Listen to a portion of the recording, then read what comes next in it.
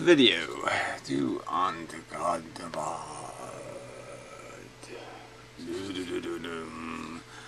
Anyway, put it here, I suppose. Good enough. Alright, so yeah, I mean, good enough video. It's sort of just again, it seems to be an argument in defense of an individual perspective that makes your individual life more individually meaningful or something. And so it's outside the boundaries of what I would say are axioms I can't really go outside the boundary of, because if I were to go outside those boundaries, it just seems totally a kind of an immature conversation. There's no point in talking about the chess game from the pawn's perspective. It's not really chess. You know, they're just being used by the bigger strategy. You know, they're setting up you know, a scenario for many other things that are going to take place because of their obstruction, or because they, you know, by losing them, you invite something to fill a vacancy, and you plan on, you know, snaring it in that vacancy. Pawns are for setting traps almost. They don't have anything to do with the game. They're like the bait on the hook. They're not the hook. They're not the string. They're not the reel. They're not the rod. They're not the boat. So I just see it as distant from, not like I'm saying it's a conversation that's useless, but I've sort of used kind of crude metaphors before, but yeah, we can all do masturbatory instruction videos. You know, we can all explain how to get the most out of your capacity to have a thing, you know, whatever the thing is. And you know, I'm all for that. I'm all for any people want to do therapeutic videos about how to deal with pain. Great. If they want to do therapeutic videos about, you know, having your feelings hurt and getting over it, fine. You know, it's not exactly something I have a passion for, because I have I have things that are drawing my attention much more intensely than those kinds of conversations. So you know, I'm just trying to reel it back into the arguments relevant to the right to play God, the right of maybe the legitimacy of what you might argue to be, I have, if I'm born with a natural capacity, that somehow I have an innate control right. And no one can question it, because the authority of the mechanism that gave it to me is unchallengeable. And that's sort of my argument here, is I'm challenging that Borg. I'm challenging the herd you're defending in terms of the herd of nature, that you're morphing into some sort of pantheism. But regardless, it's still a thing we can identify as some innate driving force, as if it has fundamental legitimacy, an innate capacity force. I have 5 fingers, therefore I can touch whatever I want. I can grab them by the pussy. Is that the truth? Because I have fingers, I can grab pussy. Then I'm arguing in that context that no, we're not gods. We can't just grab them by the pussy.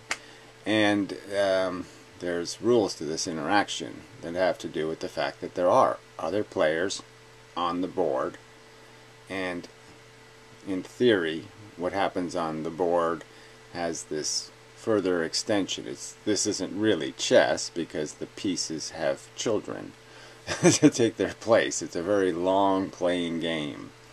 Lots and lots of pieces, lots and lots of moves, and but like I think we can still identify who's moving aggressively and who's moving carefully. We can still understand the difference between those things. We can understand what a reckless act is. These are all real, valid terms, and they're not really in this conversation, but I'm saying they're valid terms, and I can't make sense of the game outside of an understanding of them. That's how you play chess. You play a smart game or you play a dumb game. There's really no... The dumb game doesn't, 1 in a million times, 1 in a trillion times. It's really hard to play chess dumb and win. I mean, theoretically, if you were playing the computer, that didn't fall asleep or get drunk, always was going to play a quality game, you'll never beat it with a dumb game. You'll never beat it recklessly or accidentally. It'll just never happen, ever. You'll never, because the moves are built on understanding and knowledge, and you just can't make a sequence of moves randomly that are going to have that much articulation in them. They're just going to end up going crisscrossy. They're always going to end up breaking the system. It's like me throwing a bucket of sand in the air, and having a building form. The sand is just never going to fall that way. We think it's inevitable that the sand will always fall some way that'll be unique. But there's some patterns it'll never fall into, just because the laws of averages destroy the possibility of it. There's too many coin tosses, and you're just going to end up with a heads in the wrong place, and one card out of place in the house of cards, and it's done. It's a split level, or whatever you call those. It's flat. Alright, that's part of it. I'd also say that I did make some points in this in the modification of my analogy, and I think they are valid, and so I'll add a little more to that, because I think another important thing of this conversation is recognizing the difference between these two mechanisms of value. We have the value of our experience, what we feel. We have the value of our calculator, how well we do addition. Our ability to look at 10 products and do the Energy Star thing. Figure out which one is the most efficient for the money. And we have those capacities. We certainly have the ability to see the difference between the car made by Homer Simpson and the car maybe made by Albert Einstein. We're going to see the difference between those two, and it's going to be recognizable. So, and how that happens in the snowball, I would argue, is that our brain is just it's a nothing, and then it's filled by when the ball lands and the programming is initiated, where I'm going to have all these circumstances.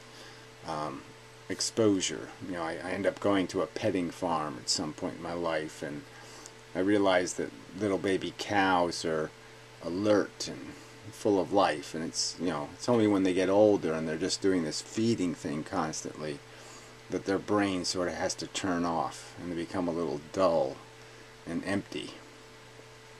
But they're still in there. It's just that the Borg has taken them, and it's forced them to go into the role play.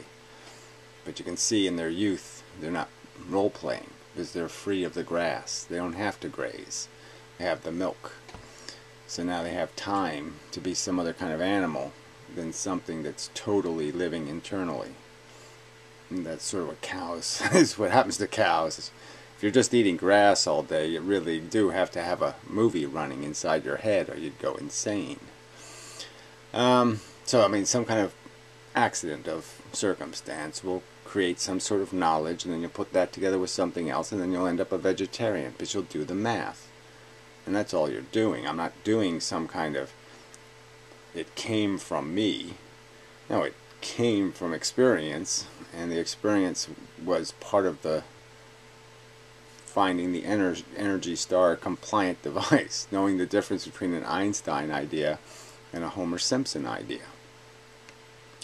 And so it's funny how I still use Einstein as an example of a guy who was really smart, and it kind of turns out Einstein, in my opinion, was wrong about everything, just about. I mean, everything beyond saying the word photon and getting that right. He got just about everything else wrong. It's just so ironic.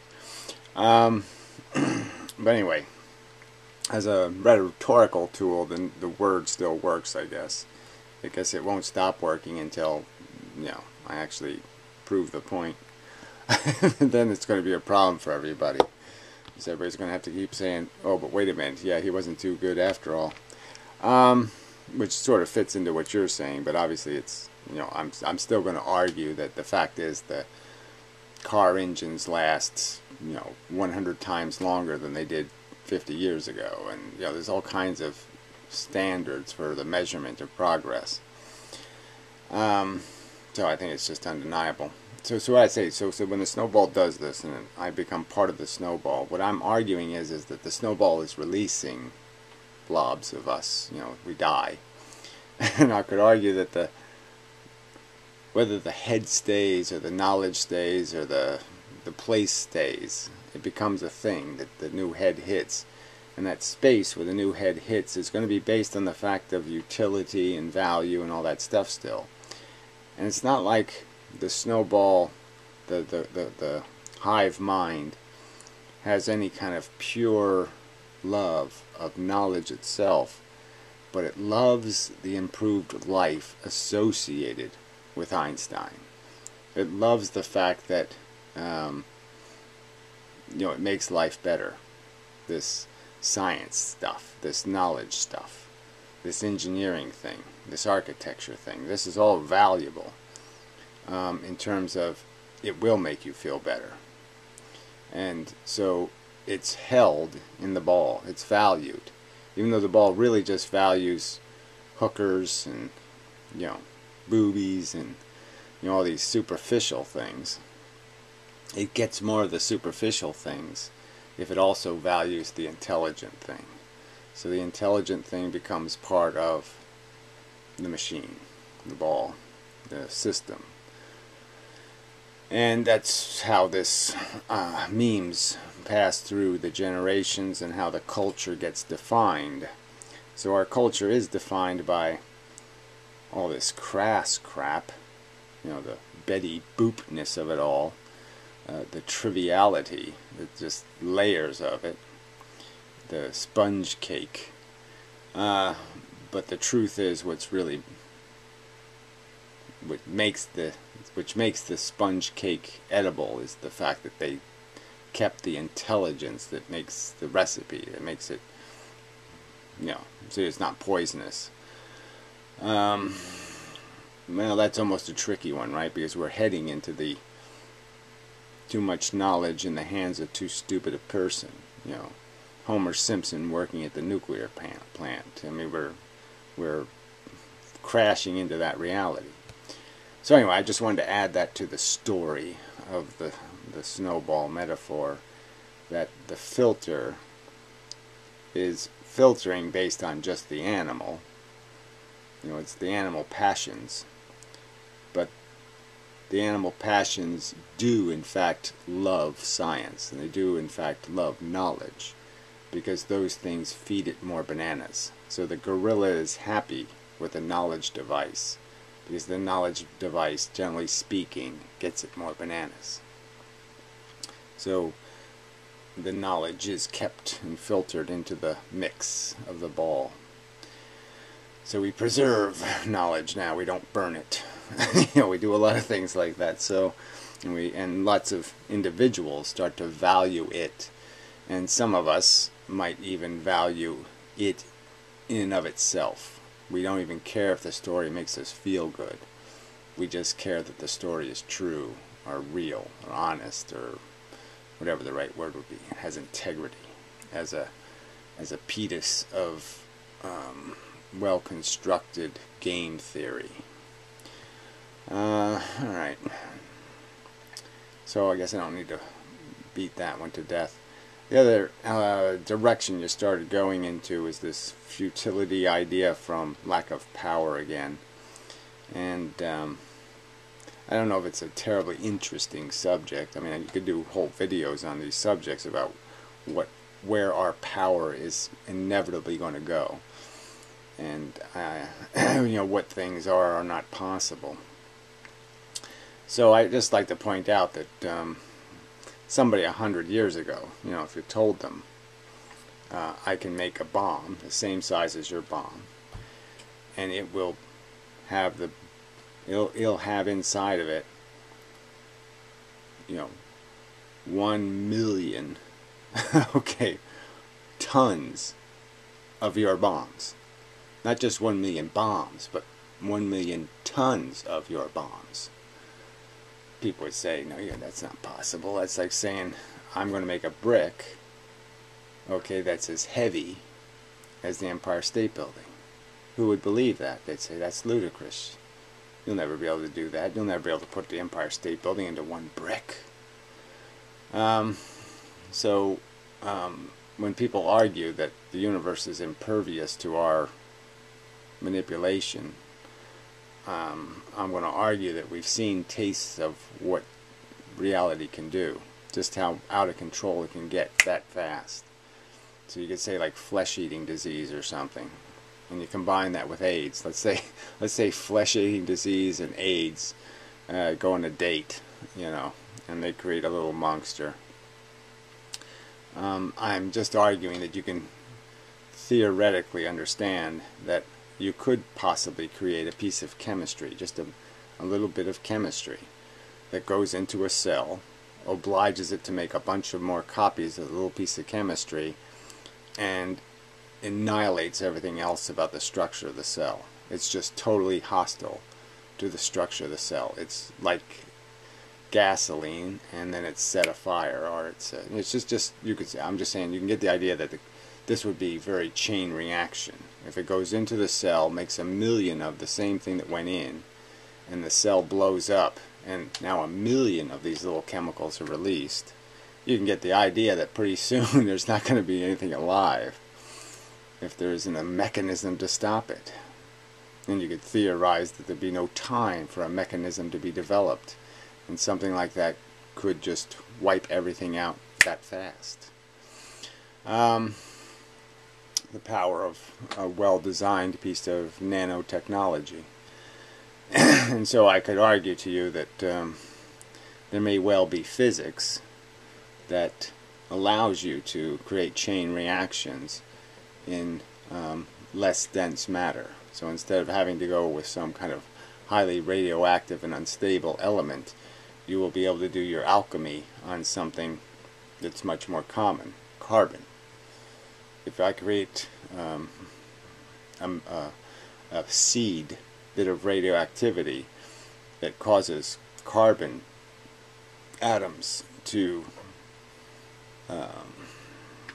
lose their neutrons and lose their function in some sort of reliable and consistent way, not 1 in 1 million atoms or 1 in 1 billion, but, you know, 50% even. There's nothing. It's like a sci-fi version of the Big Tear or the Big Rip or something. All of a sudden, huge sections of the universe could fall right apart, turn back into photons, and that radiation itself would be so hostile to the rest of the matter that it might just wipe everything else out in and of itself, just the radiation alone. So I'm just saying there are scenarios for this power, because the power is just built into the security of this fundamental system. And I would argue that the fundamental system wasn't designed knowing about spammers and hackers and all of that stuff, so it could have lots and lots of gaping openings for exploitation by somebody with some knowledge.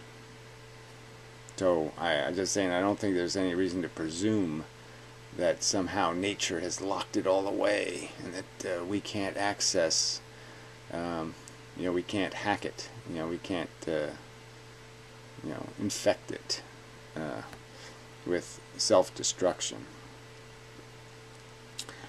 Yeah, so I just wanted to point that out. So the other fundamental question, just as fundamental as understanding the difference between the mechanism that allows us to add 2 plus 2, or to kind of objectively judge the difference between 5 appliances, not worrying about what does my heart say, but you just go with what your brain says. The fact that there is this difference between the elements of our psychological function. There's the difference between this individual thing you're living and the understanding that you're doing it in the context of a crowded world and a very crowded future, even bigger future. And as you pointed out, just as you can say, because you have knowledge of donuts being tasty but junk, you have evaluated that that's not Energy Star compliant for you to feed your engine donuts. That it says right in the owner's manual almost, don't feed your machine donuts. You got to put good fuel in it, not crap. So you can figure that out.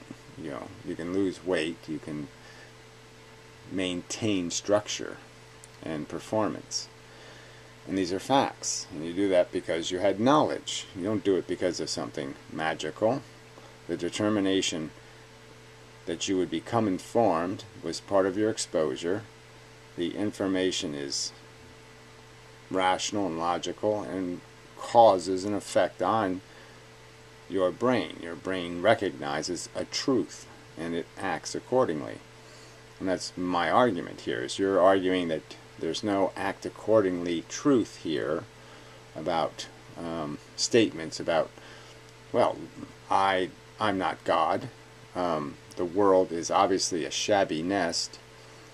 Question, should eggs be laid in it? I mean, I don't see any long-term purpose. One of these eggs is always going to be laid on the edge of the cliff eventually. So this chain reaction of egg laying is only going to get some poor chick laid on the edge of the forever cliff. So what am I doing? These chicks aren't going anywhere but over the cliff. Both individually and collectively as a game played. There will be no victory on this board. There's just going to be pieces knocked over, as I stated before. And where's the reason for the action? And if you're just going to defend the action as nature says so, I'm going to argue that you can only do that because you're denying the intelligence that's swirling around us, saying nature isn't a justification. 5 fingers does not mean grab them by the pussy. That's a violation of the rules, okay, the game rules that we know to be reasonable. You don't drink and drive, you don't molest kids, there's just all this stuff you just don't do. There's no reason to believe it has any performance hope. There's no reason to believe you can win any kind of game with that kind of performance initiative. It's a bad initiative. Can't work as an improvement in the reiteration of this fart. Yeah, so maybe that's all I need to say.